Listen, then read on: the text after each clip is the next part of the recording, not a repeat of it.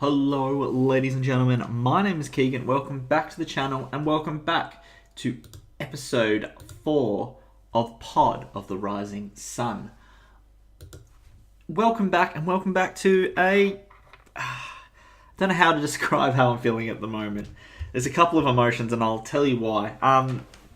So firstly, I was super happy. Probably the happiest I could be without actually winning a game against West Coast.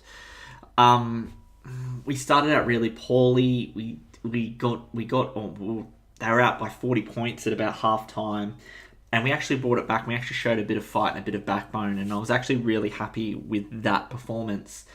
With the recovery, we got within 11 points of them at one point, and we were like, "Oh, we could actually this could turn our way possibly," but it didn't happen. But I was really happy with the fight back to show that we've got a bit of fight about us, even if it's not going all our way. We've got a bit of fight, and that's not letting us get smashed. The last couple of weeks against Adelaide, against Brisbane, we had a really poor result. But this result, while it was a loss, was in Perth, the longest road trip we'll do against the Premiers, who might not be playing amazing football at the moment, but they're still the Premiers for a reason. They're still a good team, and yeah. So overall, I was pretty happy with that result. And that's on the positive side. On the negative side, we learned a couple of days ago that Isaac Rankin, our big number 3 draft pick, he's going to be out for another 3 or 4 weeks. So that's kind of disappointing. Due to come out and say that usually it'd only be a 1 or 2 week injury, but because he's such an important part for us going forward, and he's only a first year player, that we're not taking any chances and we're making sure that he's absolutely cherry ripe, which I'm fine with. So what will mean? It was probably that he will be back after the bye, which I'm perfectly comfortable with. Got no problem with that at all. Let him attack the second half of the season. Let him get up and going. Let him maybe play against some teams that might be towards the end of the season might be a little bit tired, and he'll be fresh, ready to go, and hopefully he'll be able to rip it to shreds for that second half of the season. And hopefully, fingers crossed anyway, that those 3 rookies, especially those 3 rookies, do re-sign. It seems positive. I haven't heard any negative things about Lukosius, and usually the media is very quick to jump on us for struggling for players wanting to leave, for there being a toxic environment. But there's been none of those reports, so I'm pretty confident. I'm pretty happy that these guys are re-signed, and hopefully that happens sooner rather than later, so we can get on with the rest of our season. Even though they're here for 2 years, so it's not like they're out of contract at the end of the year, but it'd be a good sign of faith if they stuck around. So they're the positive and the negative. Let's look at the West Coast game in a little bit more depth. So the end score was 11-14-80 to 8-9-57. So first thing off the top, we limited the scoring again, which was nice. The pass against Brisbane, against Adelaide, they belted us. They scored over 100 points. And we're not a heavy scoring side, so we need to be keeping the score under 100 to be in with a fight. And we just need to learn how to score a bit more, goals a bit better, and take our chances. 8-9 is not great. We can be more accurate, and hopefully that's the case. So looking at the 3-2-1 of the players this week, Jack Martin got the 3 vote for me. Absolutely his best performance of the year. 29 touches, 3 marks, 10 tackles, which is the part that really impressed me. 10 tackles from Jack Martin is a really, really good effort. He definitely showed a bit of fight and a bit of heart in there. Maybe because he was in WA and he was trying to impress the West Coast team, who knows? But I was really, really happy with that for him, and I was really, really impressed with the way he went about it. And hopefully against Melbourne this week, he can come with that same sort of effort. Because if he can get 29 touches, and the others like Bose and Fiorini, who had quieter games, if they can come out with 25 plus touches, then it means that we're probably going to go close to beating Melbourne.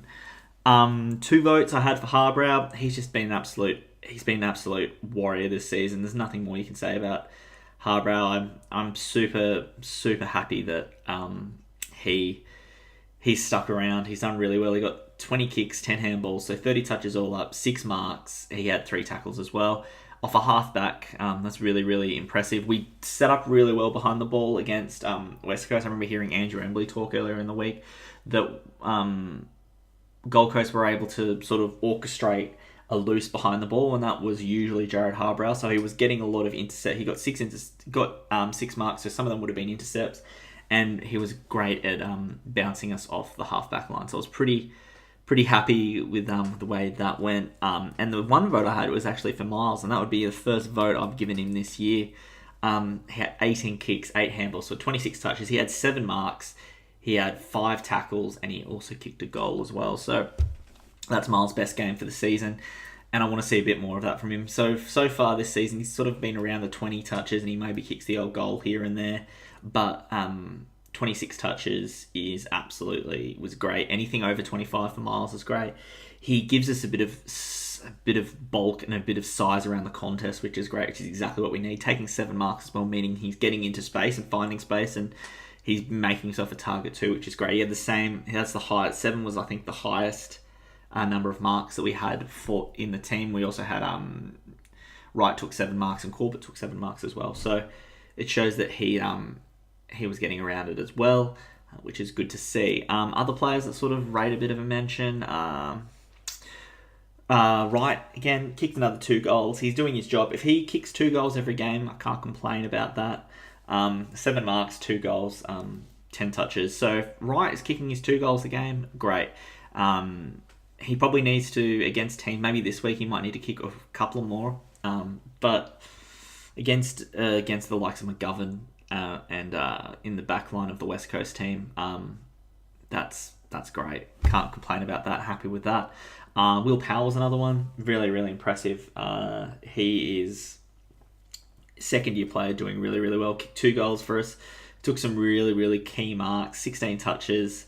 Nothing more to say really. Will Powell is first game back after that concussion. He had 2 weeks out with concussion, but he didn't look like he didn't miss a step. Hopefully again this week. He plays on the wing. He plays it really well. There's no way we can drop him at the moment. Really, really happy with him. Anyone else that worthy of mention? Not really. They're the sort of standouts that I had anyway. After the West Coast game. So before I talk about this week's game against Melbourne, there is a really, really good article, if you get a chance. If you're interested in buffing up your son's knowledge, there's a really, really good article by Cal Toomey on the afl.com.au website. And he writes he spent a week at the Suns, in amongst the Suns in the club, in meetings and all that. And it's a really, really good insight, and it's definitely... For people that do derive, hate AFL media and the reporting and the journalism around it, this is a really good change. It's really good flipping it on its side. It's more of the journalism you want to see, and I want to see more journalism like this, even if it isn't about the Suns. Even if it could be about the Giants, it could be about the Dockers, it could be about the Port Adelaide, it could be about anyone. And this is the sort of journalism you do want to see. It gives you insight, it gives people insight into stuff that they maybe don't see every day, and. Yeah, so it's definitely worth a read. There's also about a 10 to 15 minute sort of short podcast that he does, that he did as well, talking about it, giving a bit of verbal about it, which is really, really good as well. Definitely worth a listen, definitely worth a read. I really, really enjoyed it.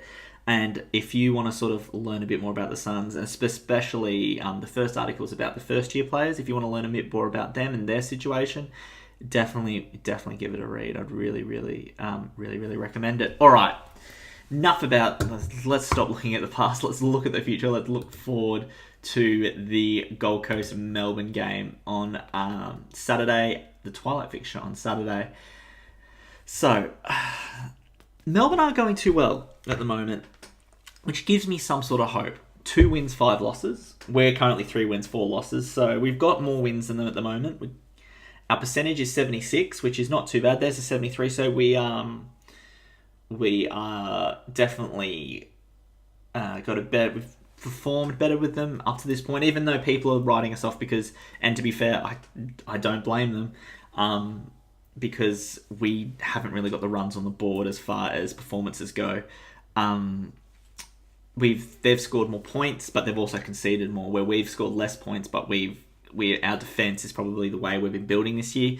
Stewie Jew's building us to be defence first minded, which I'm, to be fair, totally happy with. I'm not going to complain about playing defence first, because that's the way we're going to learn better. And once we sort out our defence, then we can inject a bit of pace, inject a bit of excitement into the team, and that's the way we're going to get better, is by focusing on that defence first.